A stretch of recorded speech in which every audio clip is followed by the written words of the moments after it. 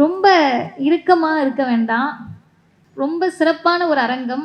ஏன்னு கேட்டிங்கன்னா 90 வரை இருக்கிறார், 80 பேசி முடித்திருக்கிறார், 60 இருக்கிறார், 70 இருக்கிறார், 30 இருக்கிறேன், நீங்களும் இருக்கிறீர்கள். இது ஒரு சிறப்பான அரங்கம். ஆசிரியர் என்ற ஒருவரை பற்றி, தமிழர் தலைவர் என்ற ஒருவரை பற்றி, இன்னும் சொல்ல போனால் உங்கள் மொழியில் சொல்லணும்னா திராவிடர் கழகத்தினுடைய ஒரு தலைவர், அவரை பற்றி ஒரு நாள் முழுக்க தேசிய கருத்தரங்கமாக நடத்த வேண்டிய அவசியம் என்ன? அதுக்கு மாணவர்கள் ஏன் வரணும் அப்படின்ற கேள்வி நிச்சயமாக உங்களுக்கு இருக்கும். நான் உங்களை மாதிரி இருக்கப்ப என்னை கூப்பிட்டு வந்து உட்கார வச்சுருந்தா எனக்கும் அதுதான் இருந்திருக்கும். அதனால் பச்சை சட்டை போட்டுட்டு ரொம்ப தீவிரமாக கீழே ஃபோனில் நாட்டு நடப்புகளை எல்லாம் உடனே தெரிஞ்சுக்கிட்டு அடுத்த நிமிஷம் பல கையெழுத்துக்களை இடக்கூடிய அன்பு தம்பிகள், ஒரே ஒரு நிமிடம் நான் சொல்கிறத கேட்டுட்டு திரும்ப உங்களுடைய முக்கியமான பணிகளை நீங்கள் தொடரலாம். என்ன அப்படின்னு கேட்டிங்கன்னா, இன்றைக்கி நம்ம வயதில் நம்ம இங்கே உட்கார்ந்துருக்கோம், ஒரு அரங்கத்தில் ஒரு நிகழ்ச்சியை கேட்டுட்டு சமத்துவத்தை பற்றி பேசி, சமூக நீதியை பற்றி பேசிட்டு, பெண் விடுதலை பற்றி பேசிக்கிட்டு இருக்கோம். இதே இடத்துல இதே தமிழ்நாட்டுக்குள்ளே இன்னொரு குரூப் உட்காந்து உங்கள் வயசில் அடிதடி பண்ணுறதுக்கும் சமத்துவம் இல்லாமல் இருக்கிறதுக்கும், யார் வந்தாலும் கைத்தட்டி கூச்சலிட்டு ஆரவாரத்தோடு பக்கத்தில் இருக்கவங்க மனுஷங்கனே தெரியாமல் கடிச்சு வைக்கக்கூடிய அளவிற்கு உருவாக்கிட்டு இருக்க இன்னொரு சமூகமும் இங்கே தான் இருக்குது. இப்போ இந்த இந்த இடத்தில் அமர்ந்திருக்கக்கூடிய நீங்கள் அனைவருமே சிறப்புக்குரியவர்கள், போற்றப்பட வேண்டியவர்கள். நாங்கள் அனைவரும் உங்களை பாராட்டுவதற்கு கடமைப்பட்டிருக்கிறோம். ஏன் அப்படின்னு கேட்டால், நீங்கள் ஒரு தேசிய கருத்தரங்கம் முழு நாள் நடக்கும்னா லீவ் போட்டுட்டு கூட போயிருக்கலாம், ஆப்ஷன் இருக்குது, வாய்ப்பு இருக்குது. இல்லை உள்ளே வந்த பிறகும் நீங்கள் உங்களுக்கு விருப்பப்படி இருக்கலாம், அந்த வாய்ப்பும் இருக்குது. இல்லை உள்ளேயே வராமல் இந்த நிகழ்ச்சியை நாங்கள் தான் ஏற்பாடு பண்ணுறோன்னு வழக்கமாக 2 பேர் அரங்கத்தை சுற்றி வருவாங்க. எதுக்கு சுற்றி வராங்கன்னே தெரியாது, இறுதி வரைக்கும் சீட் நாற்காலிக்கே வரமாட்டாங்க. அப்படி கூட நீங்கள் போயிருக்கலாம். ஆனால் அது எதுவுமே இல்லாமல் வந்து அமர்ந்து கேட்கக்கூடிய உங்கள் அனைவருக்கும் எங்கள் அனைவரின் சார்பிலும் பாராட்டுதலையும் வாழ்த்துகளையும் கரவொலியின் மூலமாக எல்லோரும் பதிவு செய்கிறோம். இப்போ நேரடியாக தலைப்புக்கு வருகிறேன். தமிழர் தலைவர் ஆசிரியர் அவர்கள் ஒரு சொற்பொழிவாளராக அவரை எப்படி பார்க்கிறோம்? இப்போ எங்களை பொறுத்த வரைக்கும், குறிப்பாக என்னை பொறுத்த வரைக்கும், 4 மாத குழந்தையாக எங்கள் அப்பா ஆசிரியர் கையில் என்னை கொடுத்து மதிவதனி என்று பெயர் வைத்தார்கள். இன்றைக்கு இந்த இயக்கத்தில் ஆசிரியரை பற்றி ஒரு கருத்தரங்கத்தில் பேசி கொண்டிருக்கிறேன் என்பதே எனக்கு கிடைத்திருக்கக்கூடிய வாழ்நாள் பெருமை. இதைவிட என்ன கிடைத்துவிட போகிறது என்ற மகிழ்ச்சியோடு தான் நான் இங்கே நிற்கிறேன். என்ன காரணம்னு கேட்டிங்கன்னா, தந்தை பெரியார் என்ற ஒரு தலைவர் மறைந்த போது இந்த இயக்கம் இதோட முடிஞ்சிருச்சு அப்படின்னு கவலைப்பட்டவங்க இருந்தாங்க. அப்பாடா இதோட முடிஞ்சிருச்சுடா அப்படின்னு மகிழ்ச்சி அடைந்தவர்கள் இருந்தார்கள். அதற்கு பிறகு அன்னை மணியம்மையார் வந்தார். ஐயோ அவராது பரவாயில்லன்ற மாதிரி இந்த அம்மா ராவணலீலாவை நடத்தினார். அவங்க மறைந்த பிறகும் அதே தான், அப்பாடா அப்படின்னு ஒரு குழுவும், ஏன் இப்படி நடந்துச்சு அப்படின்ற அதிர்ச்சியில் ஒரு குழுவும் இருந்தபோது திராவிடர் கழகத்தின் தலைவராக ஆசிரியர் வருகிறார். ஆசிரியர் வந்தப்ப என்ன சொன்னாங்கன்னா, பெரியார் இருந்தபோது திட்டிய கூட்டம், எதுக்கு இவர் இப்படி பண்ணுறாருன்னு கேட்ட கூட்டம், பெரியார் ஏதாவது பண்ணணும்னு நினச்ச கூட்டம். ஆசிரியர் வந்த பிறகு சொன்னார்கள், பெரியார் எப்படி இருந்தார் தெரியுமா? இது வழக்கமாக நடப்பது. அப்போ ஆசிரியரினுடைய அந்த இருப்பை பொறுத்து கொள்ள முடியாதவர்கள், அதெல்லாம் இல்லை இவருக்கு பிறகு என்ன அப்படின்ற கேள்வியை தொடங்குவதற்கு முன்பே எங்களை போன்ற இளைஞர்களை இங்கே பாருங்க, இன்னும் நூற்றாண்டுக்கு இந்த இயக்கம் இருக்கும் என்று சொன்ன இடத்தில் ஆசிரியருடைய வெற்றி இருக்கிறது. அதை அவர் எப்படி அடைந்தார் அப்படின்னு கேட்டால், பெரியாரினுடைய முக்கிய தளபதிகள் எல்லாம் ஐயாவை விட்டுட்டு போகிறாங்க. இப்போ உங்களுக்கு புரிகிற மாதிரி சொல்லணும்னா, உங்களுக்கு ரொம்ப நெருக்கத்திற்குரிய ஒருவர், அவரை வச்சு தான் நீங்கள் எல்லாமே கட்சி இயக்கம் எல்லாத்துலேயும் முக்கியமான ஒருவராக வச்சுருக்கீங்க. அப்படி இருந்த தளபதிகள் தலகர்த்தர்கள் எல்லாம் போன பிறகு என்ன செய்வது, இந்த இயக்கம் என்ன ஆகும் அப்படின்ற ஒரு நிலைமையில் நீங்கள் ஒரு படம் 3 மணி நேரம் படம் பார்க்குறப்ப ஒரு இடைவெளி இன்டர்மிஷனுக்கு பிறகு ஒருத்தர் எழுந்து வருவார்ல, அந்த மாதிரி இப்போ மட்டும் இல்லை, இனி எப்போதும் இந்த இயக்கத்தினுடைய நட்சத்திர பேச்சாளராக நான் இருப்பேன் என்று அவர் மேற்கொண்ட பணியை 93 வயதிலும் செய்கிறார். அதுதான் செய்தி. 10 வயதில் அவர் பேசியது செய்தி அல்ல, 16 வயதில் அவர் பேசியது செய்தி அல்ல.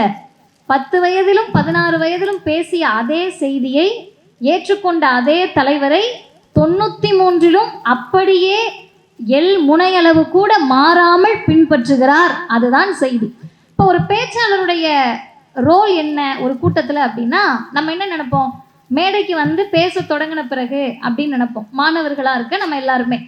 ஆனால் ஆசிரியர்கிட்ட நம்ம என்ன கற்றுக்கணும்னா, மேடைக்கு வந்தவுடன் பேச அப்படி மைக்க பிடிச்ச பிறகு பேச்சாளருடைய ரோல் தொடங்கலை. அந்த அரங்கத்திற்குள் நுழைகிற போதே ஒரு பேச்சாளருடைய முக்கியத்துவம் வந்துடுது. எப்படின்னு கேட்டால், இப்போ நீங்கள் நான் சொல்கிறது நிச்சயமாக ஆசிரியருக்கு நம்ம இதை தான் பேசணும்னு தெரிய போகிறதில்ல. அவர் வந்த உடனே நீங்கள் கவனிங்க, நம்ம என்ன பண்ணுவோம்னா நேராக மேடையை பார்த்து கடகடன்னு நடந்து வந்துடுவோம். ஆனால் ஆசிரியர் 2 பக்கமும் பார்ப்பார், யார் இருக்காங்க யார் இல்லைன்னு பார்ப்பாரு. மேடைக்கு வந்த உடனேயே இந்த அரங்கத்தில் அப்படி பார்ப்பதற்கு வாய்ப்பில்லை, நேரடியாக எல்லாம் தெரியுறீங்க. இதை விட ஒரு கூட்டமாக இருந்தால் கையை இப்படி வச்சுக்கிட்டு இப்படி 2 பக்கமும் பார்த்து கடைசியில் யார் இருக்கிறார்கள் என்பது வரை கவனிப்பார். கவனித்து விட்டு ஒருவேளை வந்திருக்கக்கூடியவர் அந்த ஊருக்கு மிக முக்கியமானவராகவோ இந்த இயக்கத்திற்காக பாடுபட்டவராக இருந்தால், அவர் ஏன் அங்கே உட்கார்ந்துருக்காரு, கூப்பிட்டு வந்து முன்னாடி உட்கார வைங்கன்னு சொல்வதில் தொடங்குகிறது ஒரு பேச்சாளருடைய பணி. ஏன் அப்படின்னு கேட்டால், இப்போ நீங்கள் என்னனாலும் பண்ணிட்டுருங்க, நீங்கள் பாட்டு பேசுங்க நான் பாட்டு பேசுகிறேன்னு பட்டிமன்ற பேச்சாளர் பேசலாம். நீங்கள் என்னனாலும் பேசுங்க, நான் பாட்டு கத்தி கூச்சல் போட்டுட்டு கண்டதை பேசிட்டு பொய்ய பேசிட்டு கிளம்பிடுறேன்னு வாடகை பேச்சாளர்கள் பேசலாம். நீங்கள் என்ன வேணால் பண்ணிக்கோங்க, என்னோட ஸ்கிரிப்ட் இதுதான், நான் பாட்டு பேசுகிறேன், மேடையில் நடக்கிறேன், அழுகிறேன், முடிக்கிறேன்றது நடிகர்களுடைய உத்தியாக இருக்கலாம். ஆனால் ஆசிரியரை பொறுத்தவரை அவர் பெரியாரின் வாழ்நாள் மாணவர், கொள்கை பணி தோழராக பெரியாருக்கு இருந்தார். அதனால் அவர் அப்படிலாம் பேச முடியாது, ஒவ்வொருத்தரையும் கவனிப்பார். இப்போ அதுக்கு அடுத்த என்ன, மேடைக்கு வந்தாச்சு. மேடைக்கு வந்த உடனேயே அவருக்கு பின்னாடியே போருக்கு தயாராக ஆயுதங்கள் வருகிற மாதிரி புத்தக பை வரும். அந்த புத்தக பை தான் ஆயுதம். அதை எடுத்து வந்து வச்ச உடனே நம்ம எல்லாரும் என்ன பண்ணுவோம்னா, பை வருதுன்னா உள்ள தண்ணி இருக்கும், பிஸ்கெட் இருக்கும், ஸ்நாக்ஸ் இருக்கும் போல, மருந்து இருக்கும் போல அப்படின்னு நினைப்போம். ஆனால் ஆசிரியர் அதை வைத்து விட்டு அவரே முதல்ல ஒரு புத்தகத்தை எடுத்து மேலே வைப்பார். அது அவர் அன்னைக்கு பேசக்கூடிய செய்தி. இப்போ அவருக்கு முன்னாடி ஒருத்தர் பேசுகிறாங்க, அவங்க பேசுகிறப்ப ஒரு செய்தியை சொல்லிடுவாங்க. இப்போ எடுத்துக்காட்டுக்கு நான் வந்து ஆசிரியருடைய பணிகளை பற்றி நீங்கள் தெரிஞ்சுக்கணும்னா தமிழர் தலைவருடைய வாழ்வும் பணியும் படிங்க அப்படின்னு சொல்லி ஒரு பேச்சாளர் பேசுகிறாங்கன்னா, புத்தக பையில் அந்த புத்தகமும் இருக்கும். அதை எடுத்து பக்கத்தில் இருக்கவங்க கிட்ட திறந்து இதை பற்றி தான் அவங்க பேசிக்கிட்டு இருக்காங்கன்னு காட்டுவார். அதற்கு அடுத்து அந்த புத்தகத்தெல்லாம் எடுத்து வச்ச பிறகு ஒரு பேடில் பேப்பர் இருக்கும். அந்த பேப்பரை எடுத்து அந்த இடத்திற்கு என்ன செய்திகள் சொல்ல வேண்டும் என்பதை குறிப்பிடுத்துட்டே வருவார். அதற்கு அடுத்து அவர் செய்யக்கூடிய முக்கியமானது, யாரெல்லாம் வந்திருக்காங்கன்னு நோட்டீஸில் இல்லாத பெயர்களை வாங்குவார். வாங்கின பிறகு நீங்கள் எவ்வளவு சிறந்த பேச்சாளராக இருந்தாலும் சரி, இந்த அணுகுமுறையை புத்தகங்களில் வாசிக்க முடியாது. ஆசிரியர் என்ற ஒரு நபரிடமிருந்து நேரடியாக தான் பயில முடியும், கற்றுக்கொள்ள முடியும். அதை எடுத்து குறிப்பெல்லாம் எடுத்துட்டு பெயர்களெல்லாம் வாங்கிட்டு உட்கார்ந்து மற்றவர்கள் பேசக்கூடியதை தெளிவாக கவனித்து விட்டு மேடைக்கு வருவார். மேடைக்கு வந்து பேச ஆரம்பிக்கிற போது நீங்கள் யாராக இருந்தாலும் சரி, உலகளவில் இருந்தாலும் சரி, முதல் 5 நிமிடங்களில் ஒரு கூட்டத்தை கண்ட்ரோல் பண்ண முடியலன்னா அடுத்து 1 மணி நேரம் தலைகீழாக நின்று தண்ணீர் குடித்தாலும் ஒன்றும் செய்ய முடியாது. அந்த முதல் 5 நிமிடங்களில் அந்த ஊருக்கு என்ன சிறப்பு அதை பேச தொடங்குவார். அந்த ஊருக்கு அவர் எப்போ வந்திருக்காருன்னு சொல்லுவார். அதில் ஒரு இன்னும் கூடுதலாக என்னென்னா, நகைச்சுவை உணர்வு ஆசிரியருக்கு அதிகம். வயதாக வயதாக கடிந்து கொள்வது மனிதர்களுடைய இயல்பு. சும்மாவே எதுக்கு இந்த பாட்டியும் தாத்தாவும் கடுகடுன்னே இருக்காங்கன்னு நம்மளே நம்ம வீட்டில் பார்த்துருப்போம். ஆனால் கலைஞருக்கும் ஆசிரியருக்கும் கிடைத்த மிகப்பெரிய வாய்ப்பு அவர்கள் தன்னகத்தை கொண்ட நகைச்சுவை உணர்வு. அவர் என்ன பண்ணுவாருன்னா, ஒரு ஊரில் இப்போது சமீபத்தில் ஆசிரியரோட நிகழ்ச்சிக்கு போகக்கூடிய வாய்ப்பை பெற்றேன். வெள்ளி விழா கண்ட ஊர் அப்படின்னாரு. நாங்கள் வந்து சரி இந்த ஊரில் வந்து பொங்கல் விழா ஏதாவது நடந்திருக்கும் போலன்னா, ஆசிரியர் சொல்லுகிறார், 25 வருஷம் ஆயிடுச்சு நான் இந்த ஊருக்கு வந்து, நான் வந்ததில் வெள்ளி விழா கண்ட ஊர் இதுதான், பொன் விழா கண்ட ஊர்லாம் கூட இருக்கு, அங்கதான் இனிமேல் நீங்க கூட்டம் போடணும் என்று அந்த செய்தியை சொல்லிவிட்டு தொடங்குகிறார். யோசிச்சு பாருங்க, ஏதோ ஒரு பாட்டியோ தாத்தாவோ அப்படி ரோட்ல போயிட்டு இருப்பாங்க, வெள்ளி விழா கண்ட ஊர் அப்படின்ன உடனே ஏன் நம்ம ஊர் என்னையா அப்படின்னு திரும்புவாங்கல்ல. அதில் தொடங்குகிறது பேச்சாளராக ஆசிரியருடைய அந்த உக்தி. அதுக்கு அடுத்து செய்திகளை எப்படி பேசுவது. இப்போ நேரம் 20 நிமிடம் தான். 20 நிமிடம்னு சொன்ன பிறகு கூட அரை மணி நேரமும் பேசலாம், 1 மணி நேரமும் பேசலாம், பேசிக்கிட்டே இருக்கலாம், நீங்கள் தான் இழந்து போயிடுவீங்க. அப்போ அந்த 20 நிமிடத்திற்குள் எப்படி பேசுவது? ஆசிரியர் ரொம்ப அழகாக சொல்கிறாரு, மணிக்கணக்காக பேசுவதை விட மணிமணியாக பேசுங்கள் என்று எழுதுகிறார்.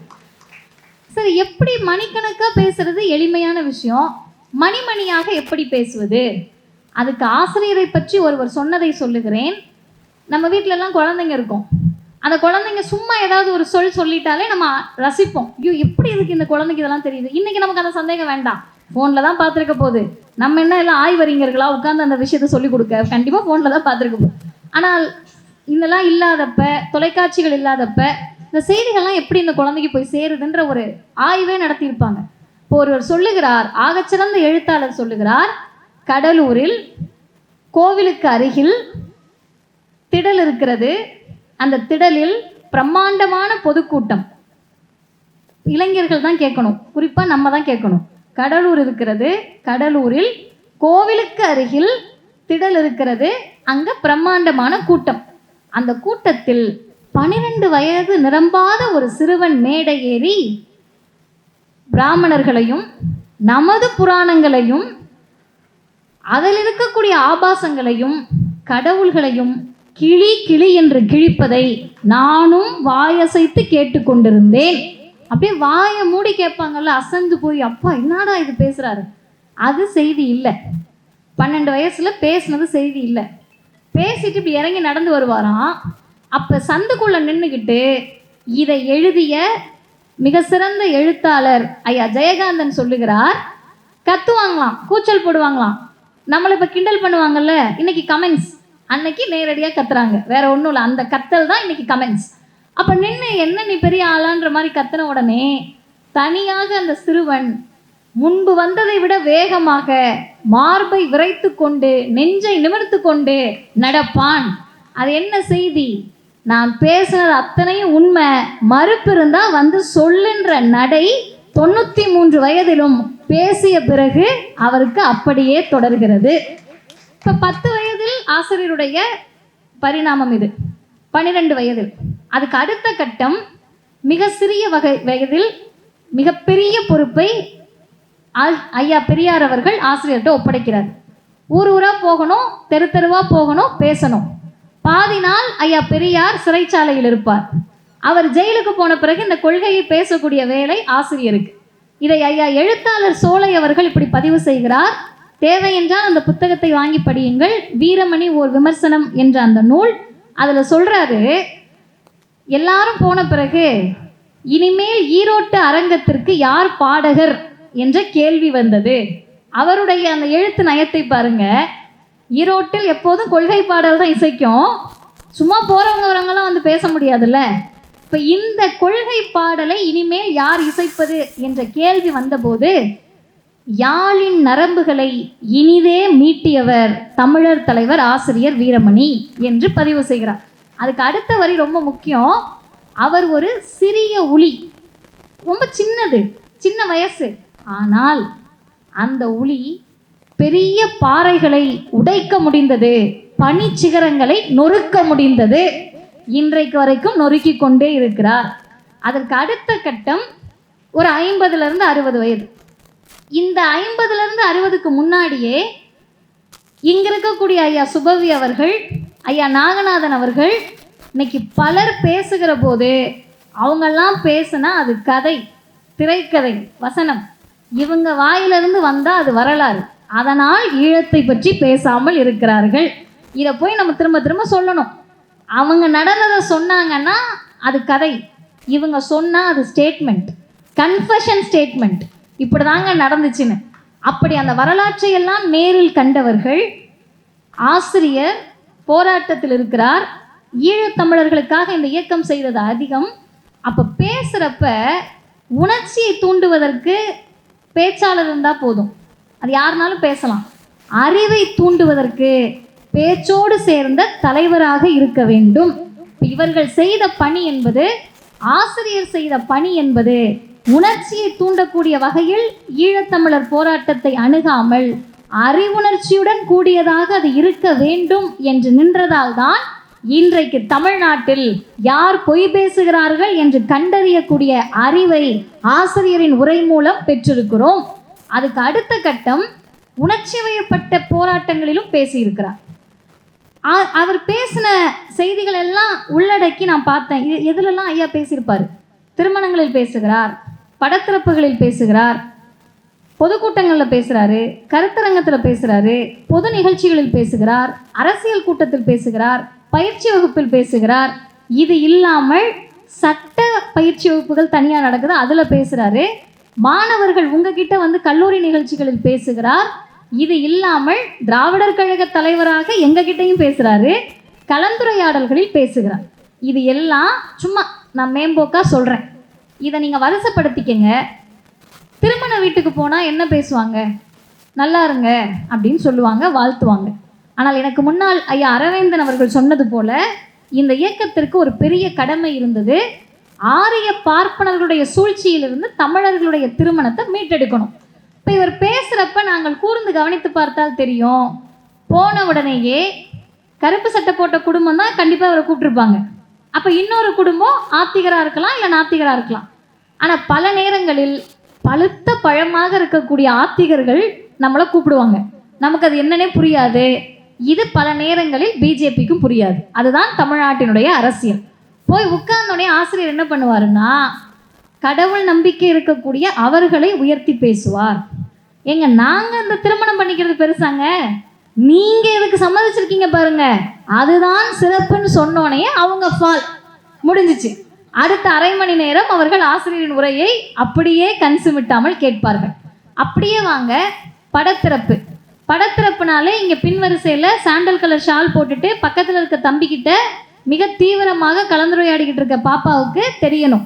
ஏன்னு கேட்டால் அந்த படத்திறப்பு என்னன்னு தெரிஞ்சாதான் நாளைக்கு நம்மளும் இதை செய்யலான்னு தோணும். பொதுவாக இப்போ கடவுள் நம்பிக்கை இருக்கவங்க வீட்டில் இறப்பு நடக்கும், நம்பிக்கை இல்லாத எங்கள் வீட்டில் இறப்பு நடக்கும். இப்போ உங்கள் வீட்லையும் இறப்பு இருக்குது, எங்கள் வீட்லையும் இறப்பு இருக்குது. உங்கள் வீட்லேயும் பண கஷ்டம் வரும், எங்கள் வீட்லேயும் பண கஷ்டம் வரும். நீங்களும் கடன் வாங்குவீங்க, நாங்களும் கடன் வாங்குவோம். நீங்களும் கல்யாணம் பண்ணிட்டு போவீங்க, நாங்களும் கல்யாணம் பண்ணிட்டு போவோம். இப்போ என்னதான் நமக்குள்ள வித்தியாசம்? ஒரே ஒரு வித்தியாசம்தான். இல்லாத ஒன்றை இல்லை என்று நாங்கள் சொல்லுகிறோம், இருந்தால் பரவாயில்ல நான் பாட்டு கும்பிடுறேன் நீங்கள் சொல்கிறீங்க. இதில் எந்த விதமான பிரச்சனையுமே கிடையாது. ஆனால் எங்கே சிக்கல் வரும்னா, ஒரு மனிதர் இறந்த பிறகு 16வது நாள் காரியம், 30வது நாள் காரியம்னு செய்வீங்க.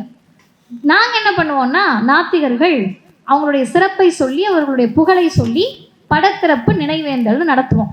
இப்போ யோசிச்சு பாருங்க, எங்கள் அப்பா மறைந்த போது ஆசிரியர் தான் வந்து படத்திறப்புக்கு வந்தாங்க. ஒரு இறப்பினுடைய வலி மிகப்பெரியது.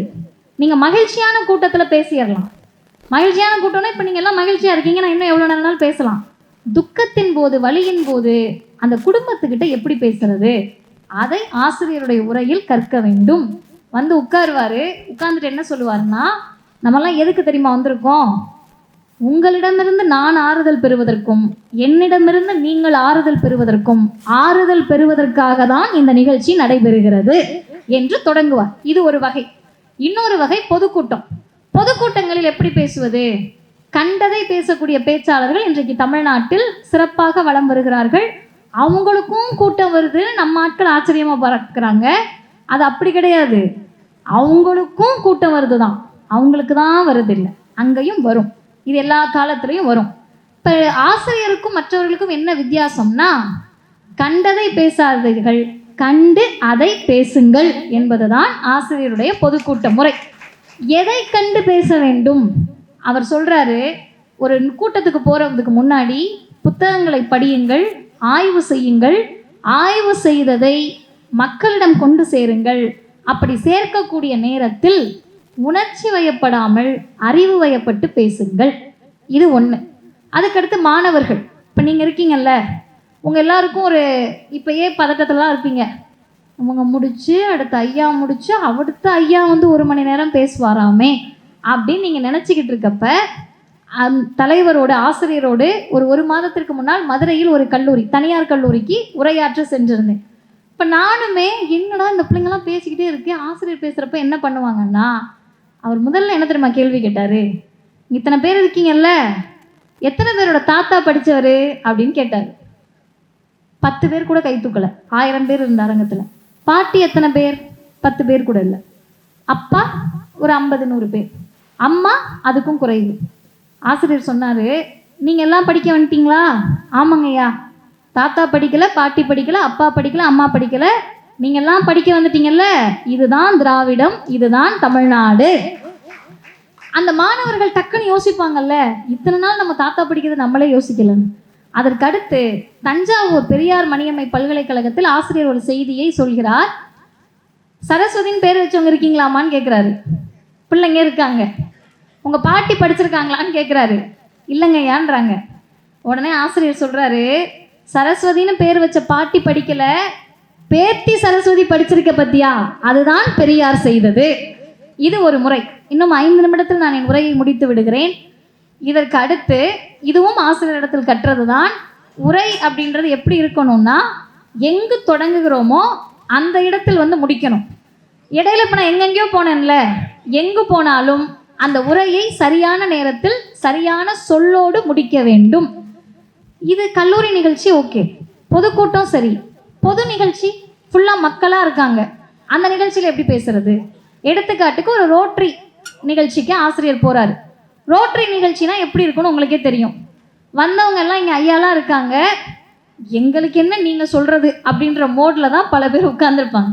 அவர்களிடத்தில் ஆசிரியர் போய் என்ன பேசுவார்? ஏன்னா இவர் கொள்கையை சமரசம் செஞ்சுக்க மாட்டார். சட்டையை ஒரே ஒரு நாள் மாற்றி போட்டுட்டு வாங்கயான்னு கேட்டதுக்கு ஆசிரியர் சொன்ன பதில், ஏன் எதுனா சட்டையா, கொள்கையா, அதுக்கு தான் ஏன் கருப்பு சட்டை போடுறோம், இது ஒன்றும் அப்படியே கலர் கிடையாது, மாற்றி மாற்றி பிடிச்ச கலர்லாம் போட்டுக்கிறதுக்கு. ஐயா சுபவி அவர்களிடத்தில் கல்லூரியில் ஒரு பேராசிரியர், அவர் வந்து பேராசிரியரை விட உயர்ந்த பொறுப்பில் இருந்தவர், கூப்பிட்டு கேட்டிருக்காரு முதல்வர், ஐயா கருப்பு சட்டையில் தான் வருவீங்களான்னு கேட்டிருக்காரு. ஐயா சொல்லியிருக்காரு, சட்டை இல்லாமல் வர முடியாதுங்களே அப்படின்னு கேட்டிருக்காரு. அப்போ இது வந்து மாணவர்கள் நினைக்கலாம் சும்மா ஆனா ஊனானா கொடியை தூக்கிட்டு போகிறாங்கன்ற மாதிரி அல்ல. இனத்தினுடைய இழிவை சுட்டி காட்டுவதற்கான நிறம் கருப்பு.